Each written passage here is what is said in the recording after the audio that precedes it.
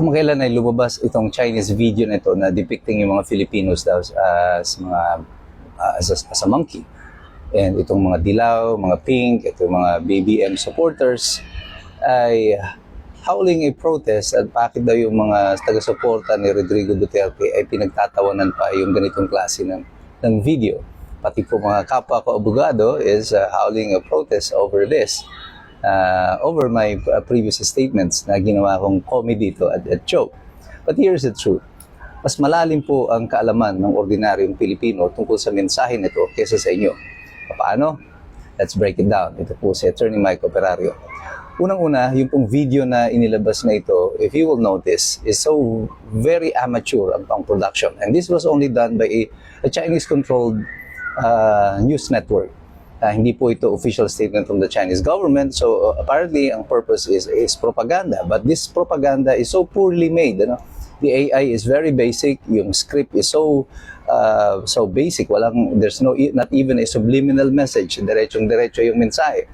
At ang pinaka-importante po tungkol dito, kaya ito pinagtatawanan lang ng mga DDS o mga supporters ni Rodrigo Duterte at ni Sara Duterte is because malinaw na malinaw po from the video, the imagery of the monkey here is not addressed to the Filipino people. It is addressed to the Filipino government. Sino ba nagpapailalim sa mga dikta ng foreign governments like the United States or Japan? Yung Japan po dito is not even accurate because hindi naman ganun kalaki ang intervention ng Japan sa Philippine politics. It's more about the US. Kaya lang nagkataon kalaban ng China pati ang Japan. Kaya sinama nila yan doon. So for us na nakakaunawa, alam natin yung what is being projected here. So the image of the monkey being projected here is not the Filipino people, it is the Filipino government. Of public officials na walang ginawa kundi sumayaw na lang sa tugtugin ng mga Amerikano at all the foreign powers na inuutangan nila. That's why the Filipino people is not offended by this. It's because we know yung mga iskumbro matatalino, mas matatalino po pa kesa sa inyo, hindi ba kayo nahihiya niyan? Na alam na agad ng mga Pilipino kung para saan ang mensahe nito. This is not against the Filipinos, it is against you, the corrupt officials. Alam ng Chinese government that the Filipinos hate this government. And ang basic na intention nila dyan is just to highlight the fact. Makikita niyo by the reaction of the majority of the people, they were not offended by this because it is the government that is being attacked. And the Filipino people right now, they hate the government. They don't support the government. Kaya yung mga posturing ni Tariela na isinasama pa tayo, hindi daw siya papayag na tawagin siyang unggoy, yung mga Pilipino ay unggoy. Hindi po namin i-interpret yan na ang intention of the Chinese government is to call us all ng mga unggoy.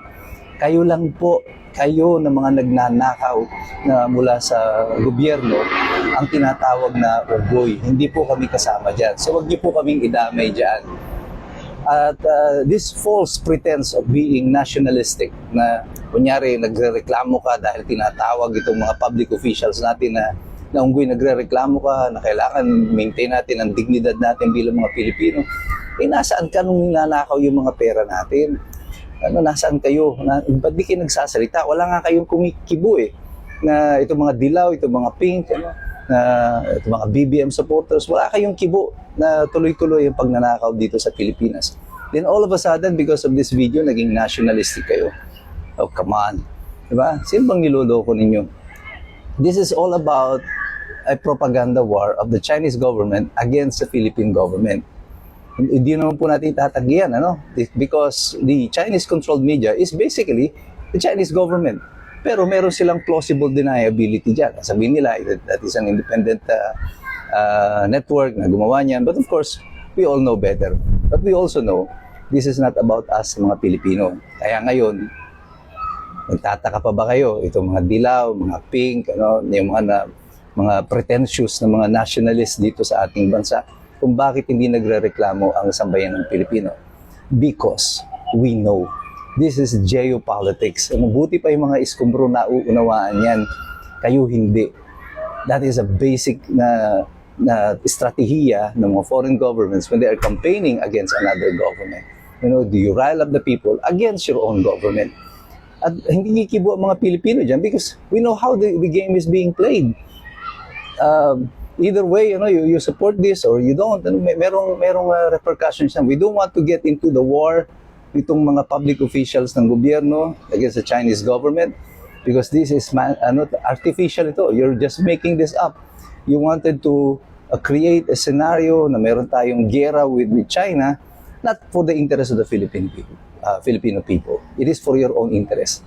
Kasi mas gusto niyo magkaroon ng digmaan, ng kaguluhan, kasi ito ay isang paraan upang manatili kayo sa kapangyarihan. Pero we know better. Ang mga iskombro, hindi nyo na mauuto kasi patuloy kaming nakikilahok, nagmamasid, nag-aaral. Kasi alam naming lahat, mahirap makialam ang taong walang alam. God bless you, God bless us all. Mabuhay ang Republika ng Pilipinas. We are the resistance.